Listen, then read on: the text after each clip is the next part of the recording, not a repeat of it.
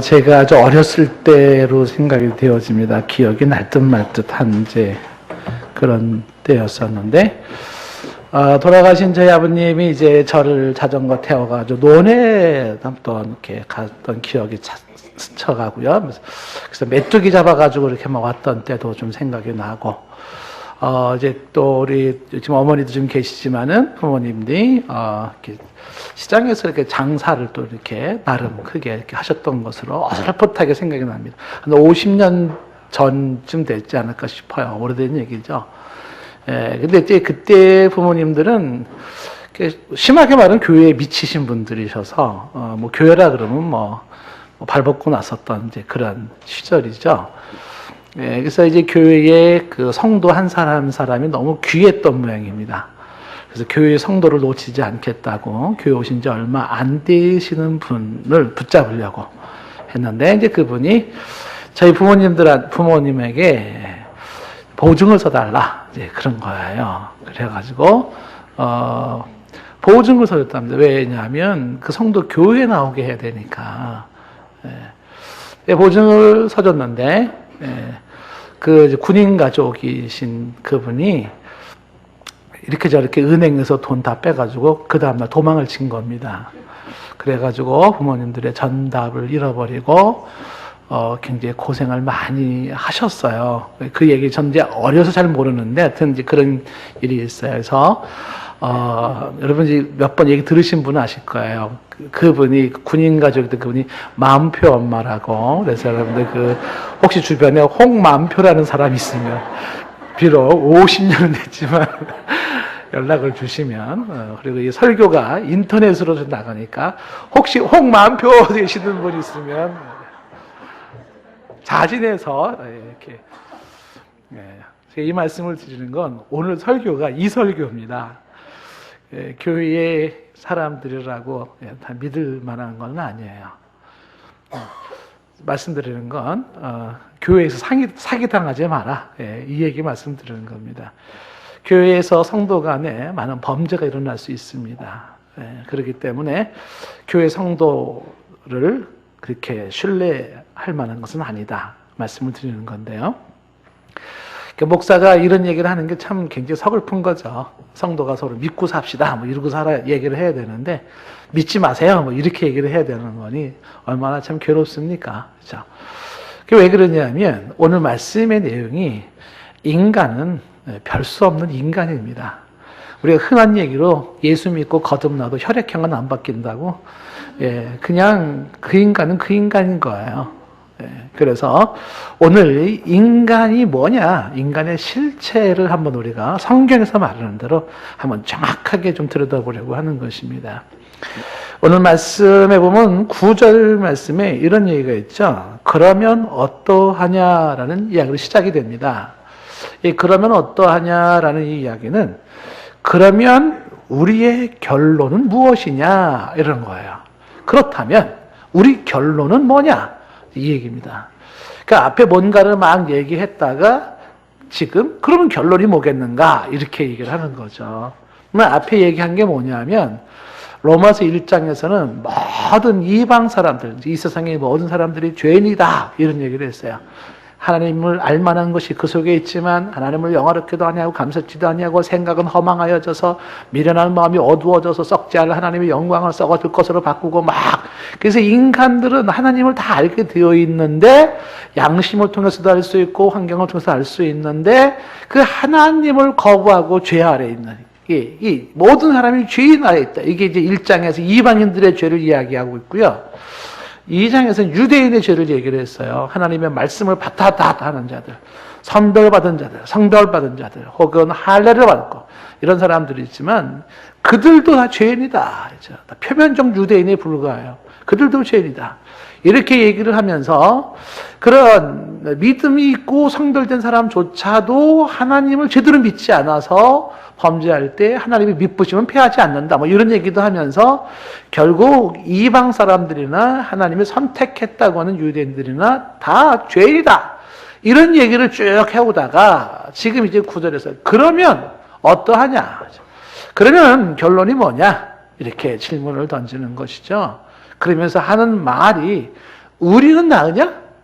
결코 아니라. 이렇게 나오는 거예요.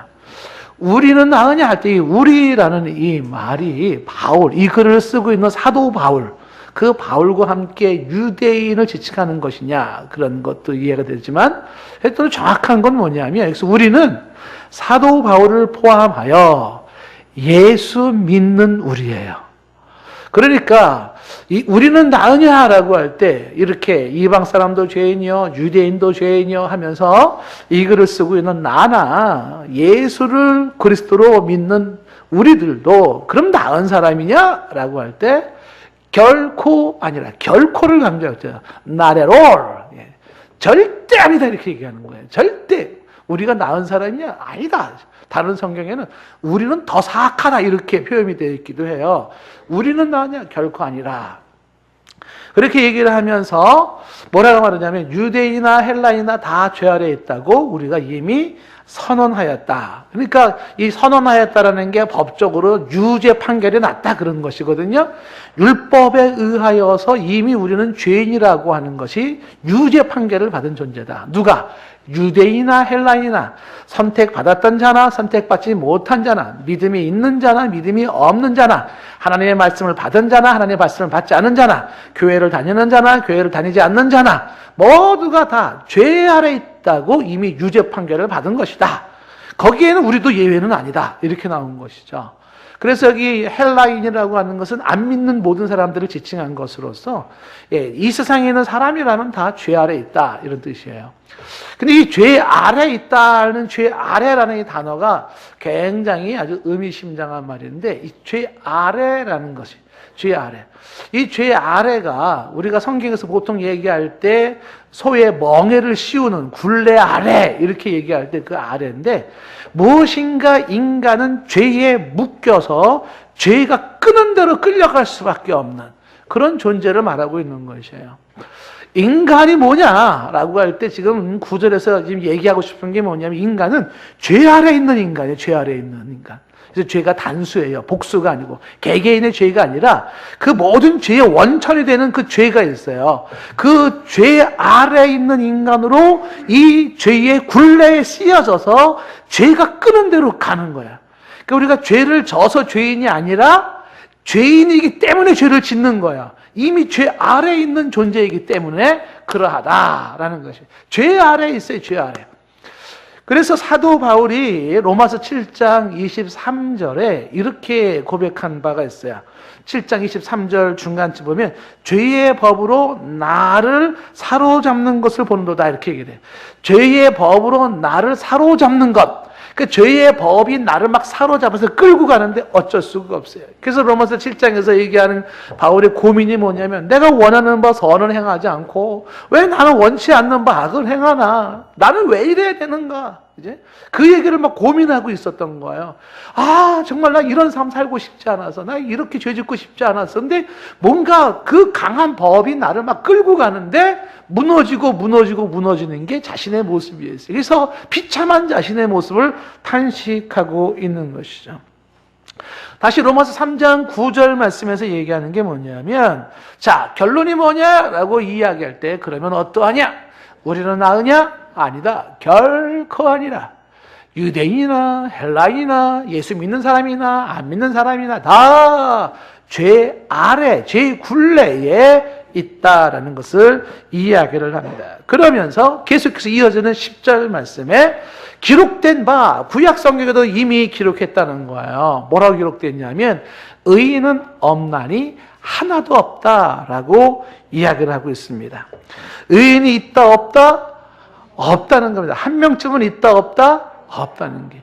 인간으로 태어나는 그 순간부터 모든 인간은 죄의 굴레 아래서 죄인으로 태어나더라 이렇게 얘기를 하는 거예요. 뭐 성선설이냐 성악설이냐 뭐 이런 논리로 이야기할 수 있는 문제가 아닌 모든 사람들은 바로 죄 아래에 있어요. 그래서 그 죄 아래서 의인은 없나니 한 명도 없다라는 것이죠. 이거는 죄의 일반화를 말하는 것이고 죄의 보편성을 말하는 거야. 그러니까 모든 사람은 다 죄에 상관없는 사람이 없더라. 죄를 벗어나지 못하는 인간의 실체, 죄와 무관할 수 없는 인간의 실체를 말하고 있는 것입니다. 11절 말씀에 그래서 깨닫는 자도 없고 하나님을 찾는 자도 없다라고 해요. 인간의 그 죄가 곧 인간의 부패를 만들어 놓았는데 인간이 깨닫지도 못해요.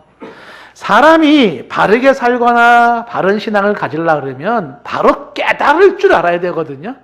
그러니까 지성에서 병들어 있으면 판단이 병들고 선택이 병들고 행동이 병들게 되어 있거든요. 그러니까 뭔가 깨닫는 이 지적인 면에서 건강해야지만이 건강한 생각으로 건강한 판단을 하고 건강한 선택을 할 수가 있는데 이미 인간은 깨닫는 자도 없어요. 이 지적인 부분에서도 병이 들어 있다라는 것이 판단이 제대로 될 수가 없다. 그래서 이 제대로 된 깨닫는 것도 없이 지적으로도 망가진 상태에 있는 이 인간이 더 안타까운 건 뭐예요? 하나님을 찾는 자도 없더라라는 거죠. 하나님을 알려고 하지도 않고 하나님을 아는 지식도 없고 하나님으로 채워주지도 않아요. 그러니까 하나님과 상관없는 삶이 익숙해 있고 가능한 한 하나님 없이 살아가는 게 익숙해 있는 것이 인간의 모습이에요. 하나님을 의지하고 하나님을 간구하는 것도 턱없이 부족해요. 하나님으로 채워지지 않아요. 진정한 의미에서 오직 하나님으로 하나님을 앙망하며 하나님으로 나를 채우고 하나님의 지식으로 충만하여 하나님의 선하신 뜻을 이루고 하나님의 영광을 추구하며 하나님을 찾아가는 자가 없더라. 그 얘기를 하고 있는 것이죠. 하나님을 알면서도 하나님을 영화롭게 하냐고 감사치도 않는 것이 인간의 모습이에요.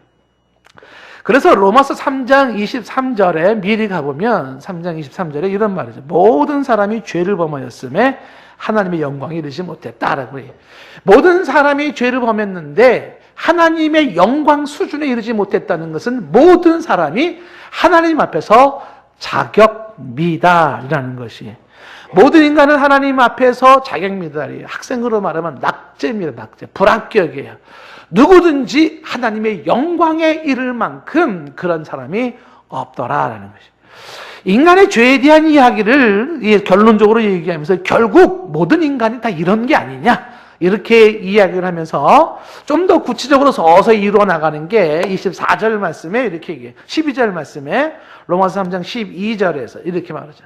다 치우쳐서 함께 무익하게 되고 선을 행하는 자가 없는데 하나도 없다라고 얘기를 합니다. 여기 나와 있는 이 로마서 3장 12절 말씀은 사도 바울이 자기가 그냥 개인적인 생각을 쓴 게 아니에요. 이게 구약에 나와 있는 내용들을 사도 바울이 다시 인용한 것에 불과합니다. 이미 앞선 믿음의 신앙의 선진들의 선지자들에 의해서 다 이야기 나온 걸 확인하는 것에 불과해요. 인간은 말이지 다 치우쳐 있어요. 인간은 다 무익하고 인간은 선을 행하는 자가 한 명도 없어요. 이게 인간의 모습이다.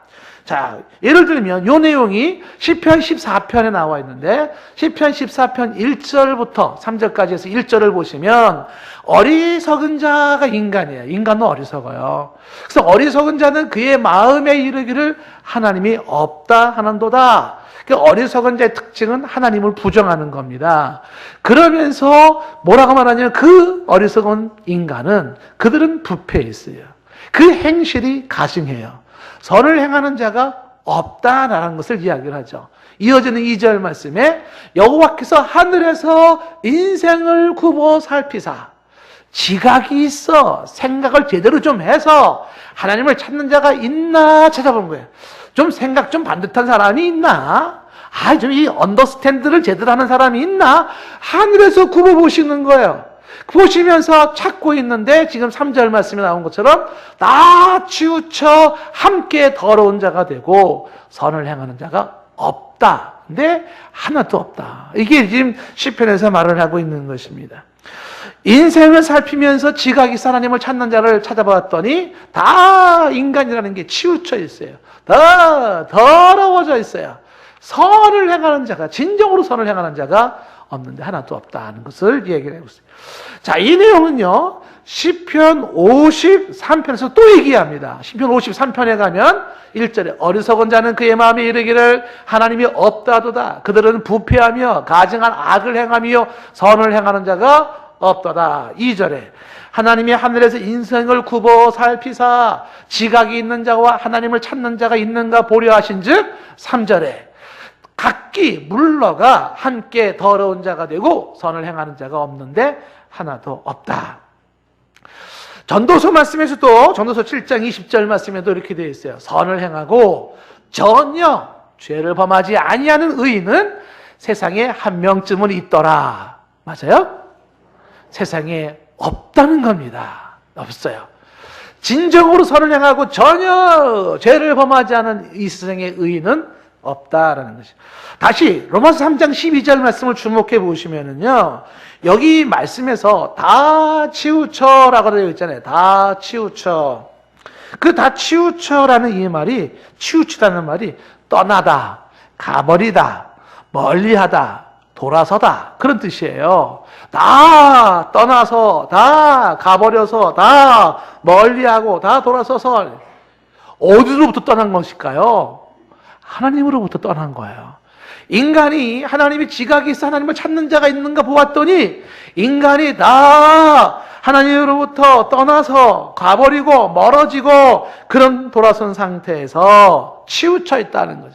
이것이 바로 인간의 타락한 모습이요, 하나님을 떠난 인간의 모습이요, 이것이 바로 죄의 실체를 지금 보여주고 있는 모습이에요. 그래서 다 치우쳐 있음으로 말미암아 인간은 무익하게 됐다. 함께 무익하다라는 그 함께라는 말이 한 가지로 그런 뜻이에요.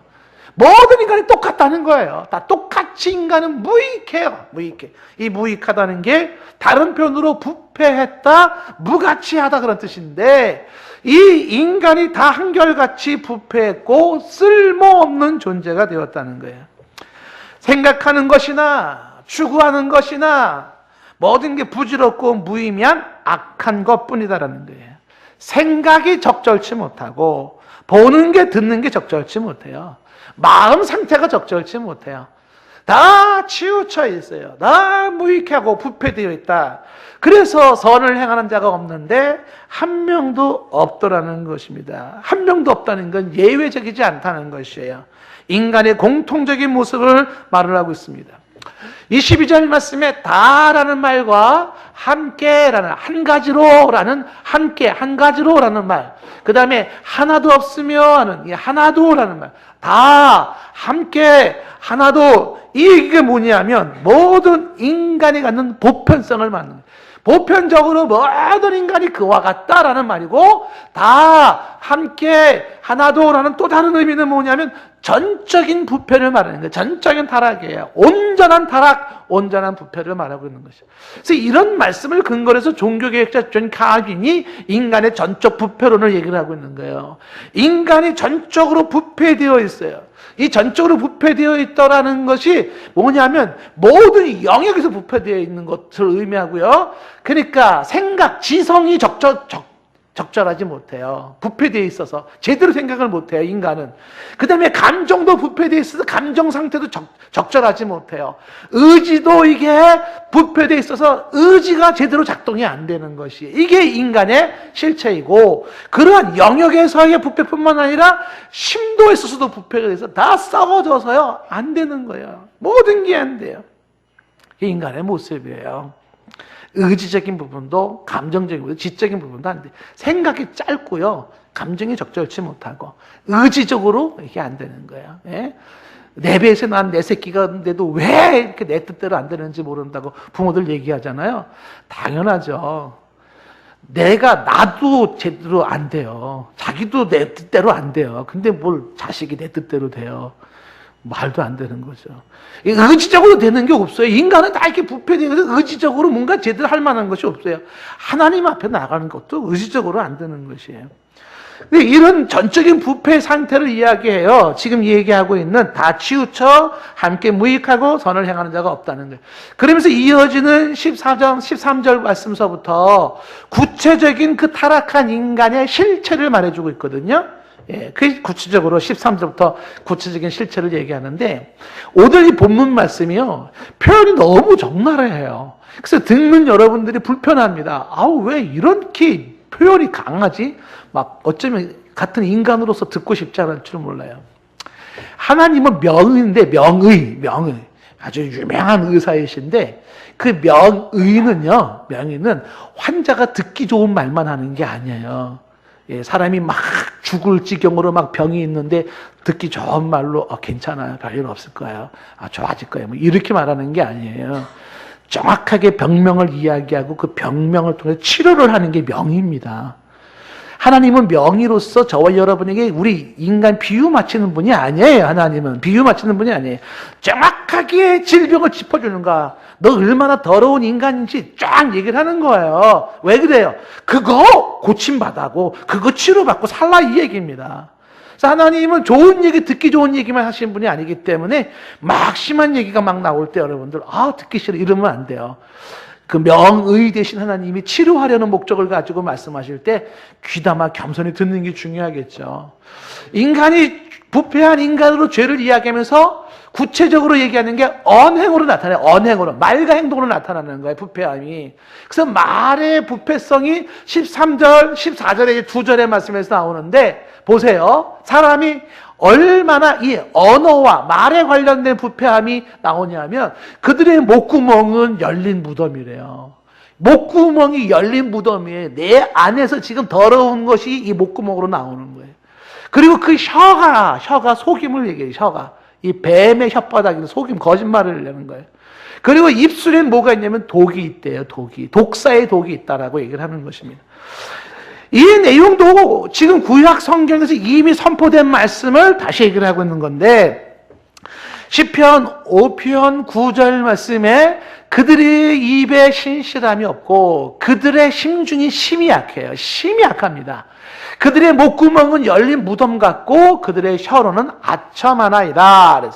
시편 140편 3절 말씀에도 뱀같이 그 혀를 날카롭게 하니 그 입술 아래는 독사의 독이 있다다. 뱀같이 혀를 날름날름 거리는데 그 입술에는 독사의 독이 있다. 이게 인간의 모습이다 라는 것이에요.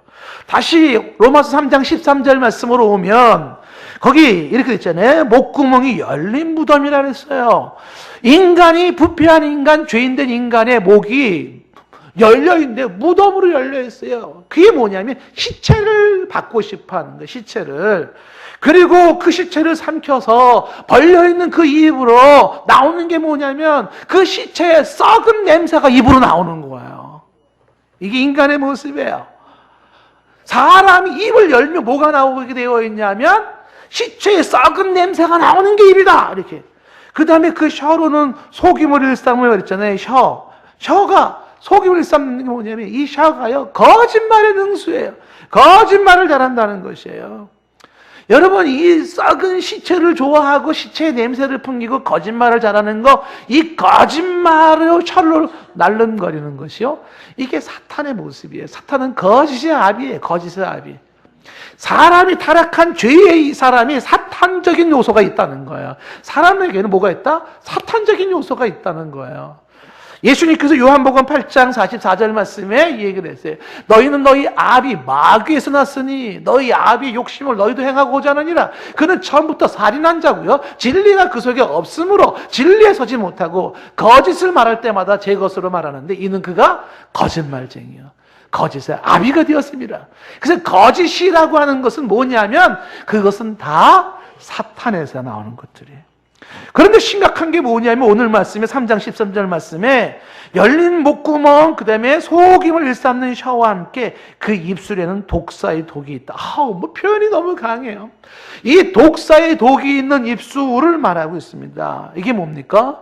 치명적인 독. 독사의 독은 치명적인 독. 치료가 불가능한 독을 말하고 있는 것이에요.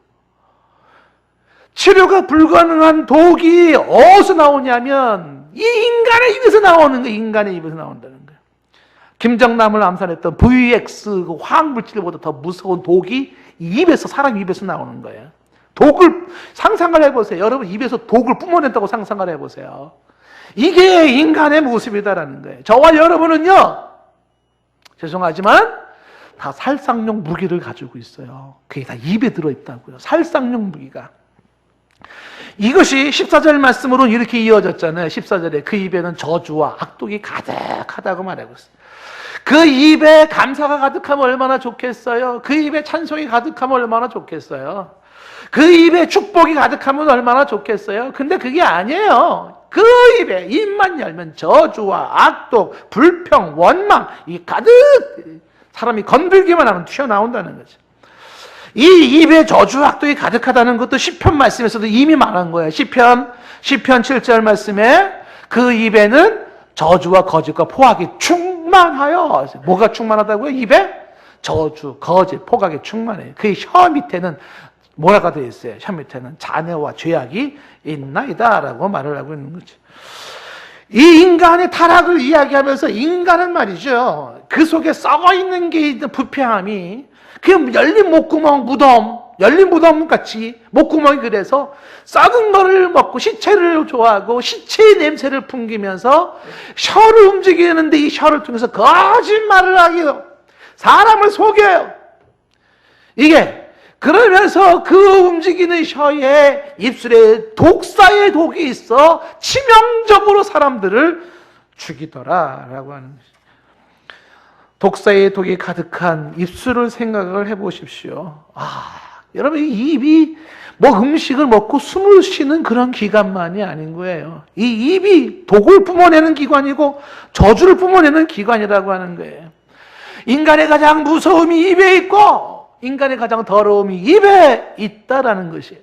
그래서 예수님도 마태복음 15장 11절에서 이렇게 말한 바가 있어요. 입으로 들어가는 것이 사람을 더럽게 하는 것이 아니라 입에서 나오는 그것이 사람을 더럽게 한단 말이죠. 도대체 입에서 뭐가 나오기에 사람을 더럽게 만들까요? 오늘 말씀에 보면 악과 저주와 포악과 이런 것들이 입에서 나온다는 것이. 그 입에서 나오는 그 무서운 독이 있는 그 말들이 다른 사람을 죽일 뿐만 아니라 자기 자신도 죽여요. 영혼과 육을 죽여요. 지옥으로 집어넣고 있는 그 무서운 불과 그 무서운 칼이 그 입에 있는 것이죠. 섹스피어 이야기가 공감이 돼요. 그는 이야기하기를 사람은 비수를 손에 들지 않고도 가시 돋친 말 속에 그것을 숨겨둔다라고 말을 했어요. 사람은 그 날선 칼을 손에만 드는 게 아니라 가시 돋친 그 말 속에 칼을 숨겨놓고 있다. 그걸 죽인다는 것이죠. 우리가 새치 혀의 그 파워를 얘기하지 않습니까? 10cm밖에 안 되는 혀가 날름날름거리면서 거짓을 말하고 독을 뿜어내는데 사람을 죽이는 게 이 입에서 나오더라는 것이. 시편 59편 7절에 다윗은 이렇게 얘기해요. 그들의 입으로는 악을 토하며 그들의 입술에는 칼이 있어. 이렇게 말이죠. 입에서는 악을 토하고 입술에는 칼이 있다요. 이 글을 쓰고 있는 저 다윗도 예외가 아니기에 다윗은 하나님 앞에 간절히 이런 기도를 드립니다. 시편 141편 3절에 무슨 기도를 드리냐면 여호와여 내 입에 파수꾼을 세워주시고 내 입에 입술의 문을 지켜주옵소서. 왜 이런 기도를 할까요? 입이 열면 입 속에 가득 들어있는 게 뭐라 그랬어요? 그 저주와 악독이 나오니까 그렇잖아요. 어떤 사람이 만화를 그렸는데 사람이 입을 이렇게 크게 그려놓고 입에다가 지퍼를 이렇게 쭉 해놓은 거예요.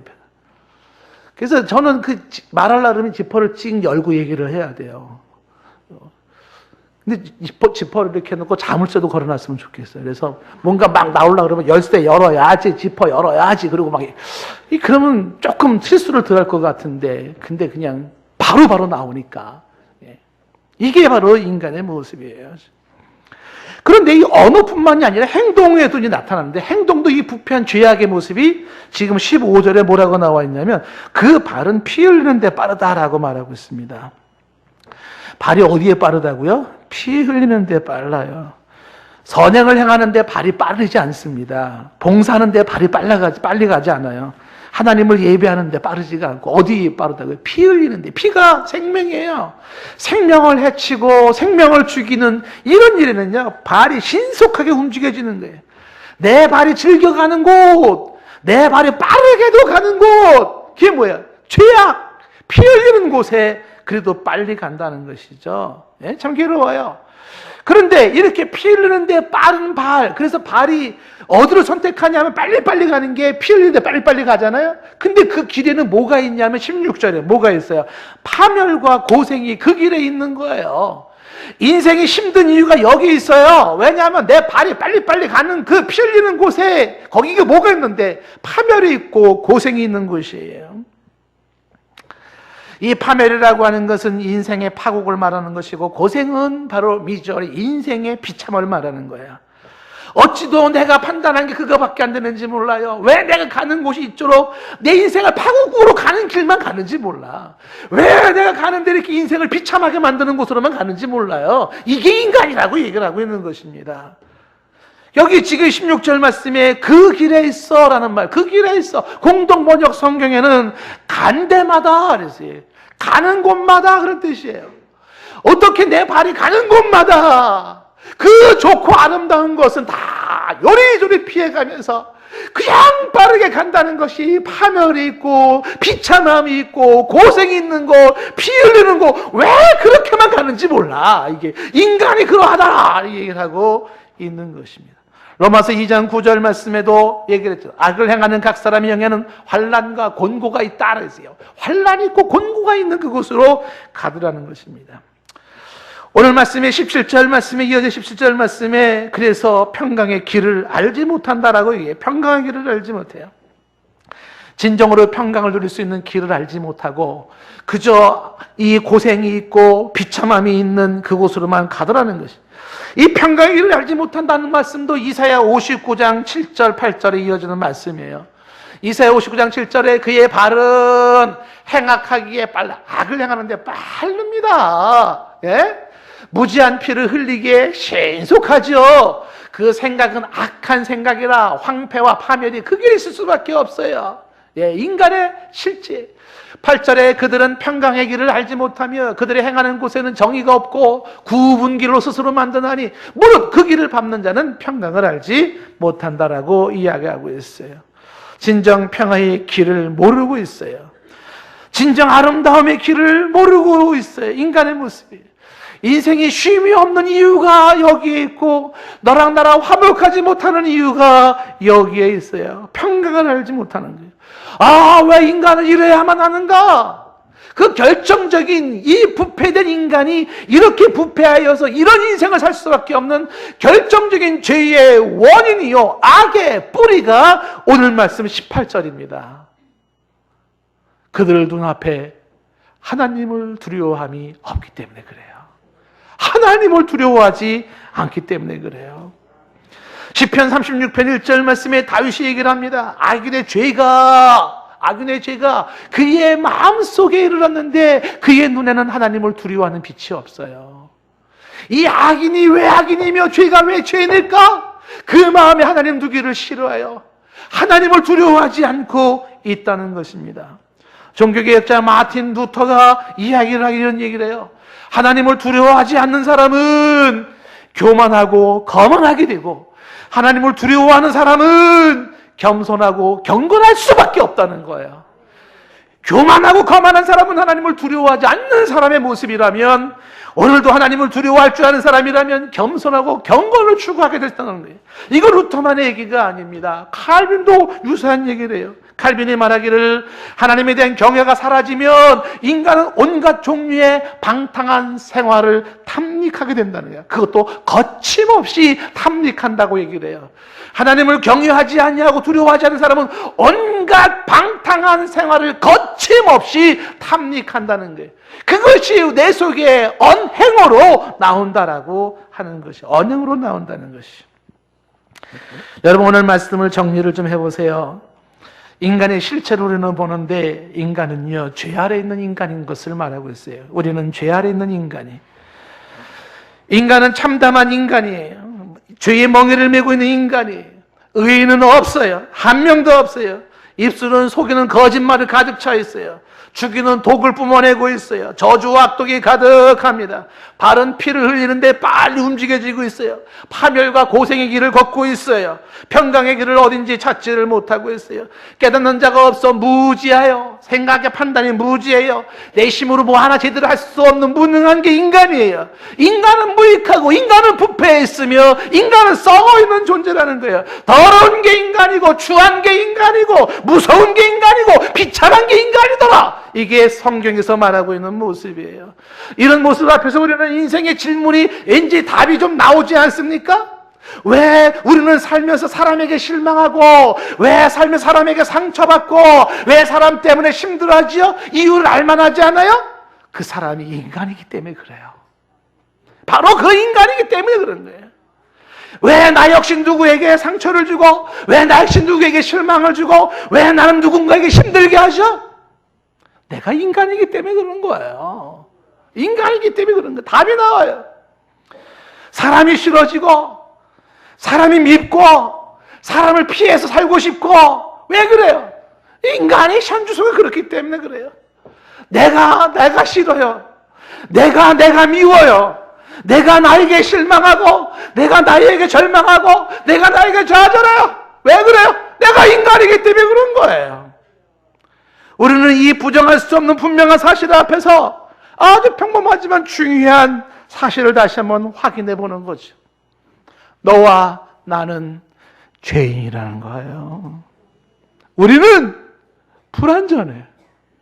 우리는 연약해요. 우리는 부패된 자예요. 우리는 도덕을 말하지만 도덕적이지 못해요. 우리는 선을 논하지만 선하지 못해요. 우리는 사랑을 갈망하지만 늘 사랑에 목말라 있는 거예요. 우리는 자유를 원하지만 자유를 누리지 못해요. 우리는 행복을 부르지만 우리는 불행이에요. 이건 내가 만든 내 모습이에요. 죄인이 만든 죄인의 모습인 것이죠. 우리 모두는 환자예요. 지독한 환자, 중환자예요. 이게 인간의 모습이에요. 인간은 공사 중이라는 얘기 하지 말하지 않습니까? 공사 중 인생이에요. 우리는 미완성이에요. 우리는 쓰다가만 편지죠. 사도 바울이 말하지 않습니까? 빌립보서 3장 12절 말씀에 내가 이미 얻었담도 아니요 온전히 이루었담도 아니에요. 나는 현재 진행형입니다. 어떤 모습으로? 엉망진창 뒤뚱뒤뚱하면서 이렇게 더러움 속에서 무엇이 무엇인지 모르는 판단의 미스 속에서, 선택의 미스 속에서, 그리고 의지의 약함 속에서 부패된 모습으로, 온갖 더러움으로 가득 차 있는 모습으로, 그런 미완성으로서 우리는 오늘도 나아가고 있는 모습이라는 거예요. 그래서 인생이 힘들어요. 그래서 인생이 외로운 거예요. 알고 보면 모든 인생은 다 불쌍해요. 인간인 이상 불쌍해요. 왜? 죄 아래서 그렇게 더러움에 살고 있기 때문에 그런 거 아니겠습니까? 얘가 20m 도로를 걸을 때요, 눈물이 앞을 가리더라고요. 예? 왜 그런 줄 아시겠어요? 사람들이 밤거리에 쫙 걸어갈 때요, 뭐 하하호호대고 예쁘게 화장하고 옷도 입고 남녀가 팔짱도 끼고 음식점에서 막 돼지고기, 소고기도 막 구워서 먹고 하하호고 부어라 마셔라 뭐 막 이런 모습들을 보는데 왜 눈물이 앞을 가리냐면 그 모든 사람도 알고 보면 불쌍한 사람들이기 때문에 그래요. 그들의 삶의 현장에 들어가면은요, 불쌍해요. 하하호 웃으면서 고기 구워 먹는 사람에게 들어가서 정말 고기 막 더 사주고 싶어요. 얼마나 힘들었었냐. 그래 더 사 먹어. 더 웃어. 더 막 그렇게 막 해주고 싶어요. 왜? 인생은 불쌍한 거예요. 인생은 비참한 거예요. 그렇기 때문에 인간의 그 모습을 향하여 철학자들은, 실존주의 철학자들은 인생의 인간을 얘기할 때 여정의 인간을 얘기를 하면서 호모 비에토로 얘기하면서 바로 인간은 위기에 선 고독자라. 철학자들의 많은 공통된 이야기, 실존주의 철학자들이요. 날선 가리에 서 있는 고독한 자가 인생이요, 인간의 모습인 것이에요. 여러분, 이것이 인간이고 이것이 우리 인생일진데 인간이 의지할 대상인가요? 인간이 기댈 만한 대상인가요? 죄송하지만 아닙니다. 아니에요. 우리는 종종 이런 말을 듣지 않습니까? 너는 믿었는데, 너만은 내가 기대했는데, 너는 안 그럴 줄 알았는데, 여러분, 이런 이야기는요, 참 서글픈 환상이에요. 인간은 인간 이상이 될 수가 없어요. 그럼에도 그렇게 기대하고 안 그럴 줄 알았고 믿어야만 했었던 이 서글픈 환상을 붙잡고 살아가는 우리의 인생의 모습이죠. 저는 오늘 이야기의 결론을 이렇게 내리고 싶어요. 그래서 모든 인간은 예수 그리스도의 대속이 필요해요.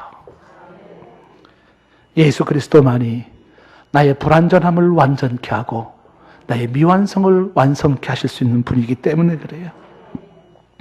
이런 인간의 실체를 가지고 있는 내 모습이 더불어 오늘도 우리는 하나님 앞에서 하나님의 자비를 구할 수밖에 없어요. 하나님의 긍휼을 구할 수밖에 없어요. 하나님의 은혜를 구할 수밖에 없어요. 하나님 앞에 불쌍히 여겨달라고 간구할 수밖에 없는 것이 우리의 모습입니다. 하나님, 내가 죄인이에요. 하나님, 내가 무능하고 내가 추하고 내가 더러워요. 하나님, 그래서 예수님이 필요해요. 하나님, 구원자가 필요해요. 하나님, 그게 내 모습이기 때문에 하나님의 자비가 필요해요. 하나님의 은혜가 필요하고요. 하나님의 긍휼이 필요해요. 하나님이 없고 그리스도가 없다면 정말 허무할 수밖에 없는 인생이죠. 이 죄를 향하여 팔을 뻗으시고 독생자를 보내주시고 이 탕자를 끌어안으시는 아버지의 그 사랑이 다만 감사할 뿐이죠. 오늘 말씀을 생각하시면서 우리 한번 찬양같이 불러봅시다. 힘들고 지쳐 낭망하고 넘어져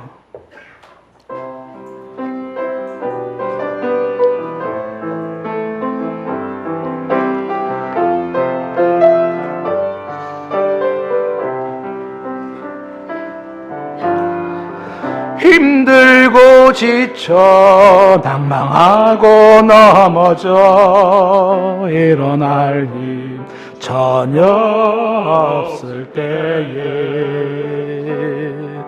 조용히 다가와 손잡아 주시며 나에게 말씀하시네.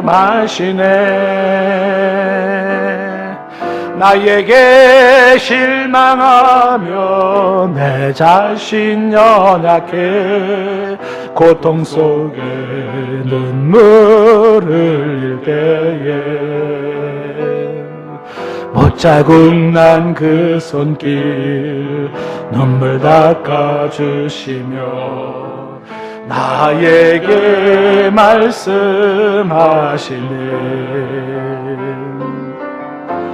너는 내 아들이라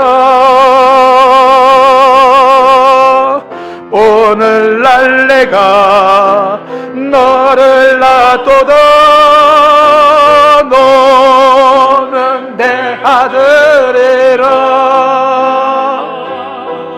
나의 사랑하는 내 아들이라 힘들고 지쳐 낭망하고 넘어져 일어날 힘 전혀 없을 때에 조용히 다가와 손잡아 주시며 나에게 말씀하시네. 나에게 실망하며 내 자신 연약해 고통 속에 눈물 흘릴 때에 못자국 난 그 손길 눈물 닦아주시며 나에게 말씀하시네.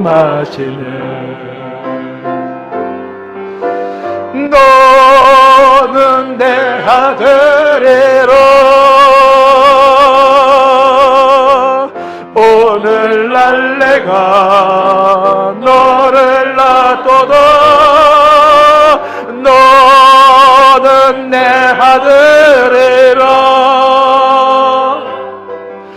나의 사랑하는 내 아들이라. 언제나 변함없이, 언제나 변함없이 너는 내 아들이라. 나의 십자가 고통, 해산의 그 고통으로 내가 너를 낳았으니 너는 내 아들이라. 오늘날 내가 너를 낳도다. 너는 내 아들이라. 나의 사랑하는 내 아들이라. 눈을 감고 반주 계속해 주시고, 하나님 앞에서 최대로 정직하고 겸손한 모습으로 한번 서봅시다. 못자국 난 예수 그리스도를 가시관 쓰시고 피 범벅이 된 예수 그리스도 앞에 서보십시오. 내가 그런 인간입니다. 이런 나를 찾아오시는 주님, 이런 나의 손을 잡아주시는 주님, 이런 나를 새 생명으로 거듭나게 하시고 하나님 자녀 되게 하시고 아버지 앞에 의롭다 인정받도록 길을 열어주시는 주님, 그 주님 앞에 무슨 말 하고 싶으신지요? 우리 찬양 부르실 분은 부르시고, 조용히 고백하실 분 고백하시고, 간구하실 분 간구하는 시간을 좀 가졌으면 좋겠습니다.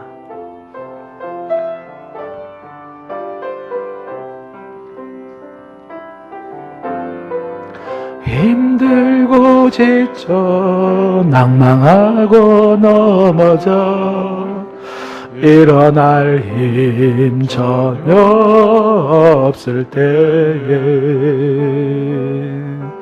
조용히 다가와 손잡아 주시며 나에게 말씀하시네.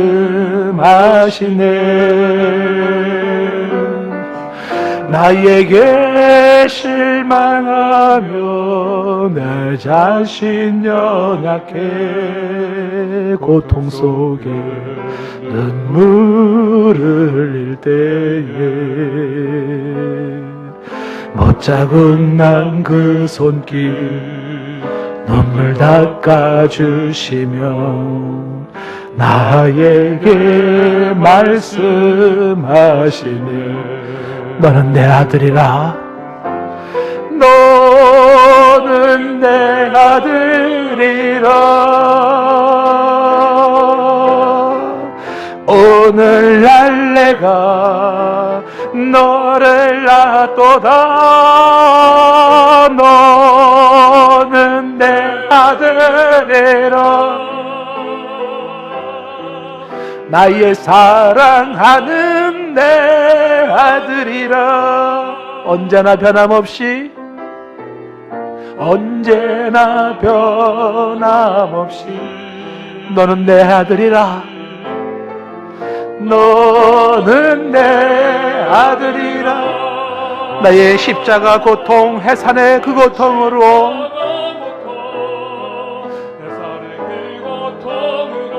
내가 너를 낳았으니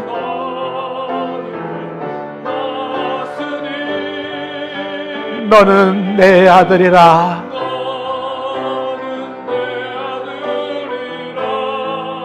오늘날 내가 너를 낳았도다.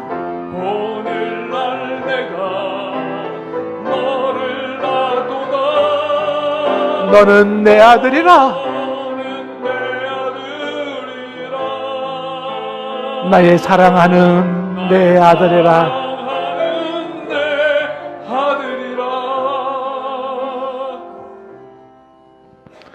하나님, 사람은 왜 이 모양인가요?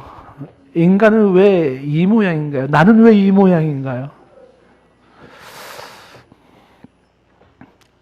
알 것 같습니다. 오늘 말씀을 통해서 인간이 실체가 뭔지를 보여주셔서 감사드립니다.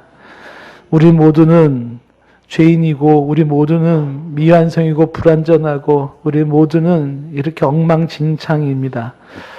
그래서 주의 은혜가 필요한 사람들이고 주의 도움이 필요한 사람들이고 주의 구원이 필요한 사람들입니다. 우리가 이런 모습으로 나를 보고 사람을 보면서 우리가 더 열심히 격려하여 주 앞에 나가고 주의 십자가 앞에 무릎을 꿇게 하시고 주의 은혜를 입는 우리 모두가 될 수 있게 하여 주시옵소서. 드려진 예물도 하나님께서 기쁘게 받아주시고 정성을 다한 그 손길에 복을 더하시고 하나님께서 강건하게 하시되 영육의 강건함을 더하시고 그 마음의 안타까움을 주님 기도하는 제목을 헤아려 주시고 응답하여 주시옵소서. 예수님의 이름으로 기도드리옵나이다. 아멘.